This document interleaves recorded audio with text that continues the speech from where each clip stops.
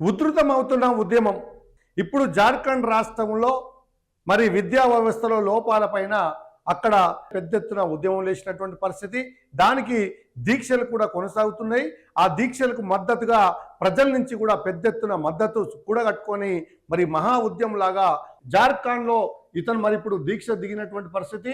చాలా మంది కూడా మద్దతు అందిస్తున్నారు. ఈ జార్ఖండ్లో చేస్తున్నటువంటి ఉద్యమం ఏదైతే ఉందో ఈ యొక్క పోటీ పరీక్షల్లో జరిగినటువంటి అక్రమాలకు సంబంధించినటువంటి మహా ఉద్యమానికి దీనికి ఇక్కడ మరి మహిళలు ఉద్యమానికి సపోర్ట్ చేస్తున్నటువంటి పరిస్థితి చూస్తున్నాము. మరి వీళ్ళు ఎందుకు చేస్తుంది? ఇది విద్యార్థుల సమస్యలను ప్రభుత్వము పట్టించుకోకుండా పెడచెవిన పెట్టినందుకే జార్ఖండ్లో ఈరోజు పెద్ద ఎత్తున విద్యార్థుల ఉద్యమం మొదలైనటువంటి పరిస్థితి చూస్తున్నాం.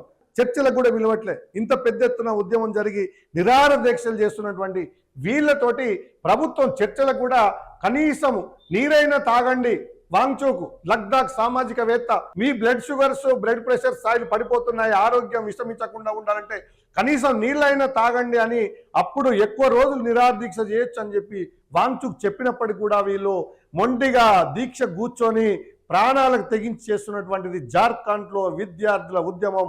ఇవి అలా దేశవ్యాప్తంగా సంచలనం రేపుతున్నటువంటి అంశంగా తెరపైకి వచ్చినటువంటి అంశం చూస్తున్నాం.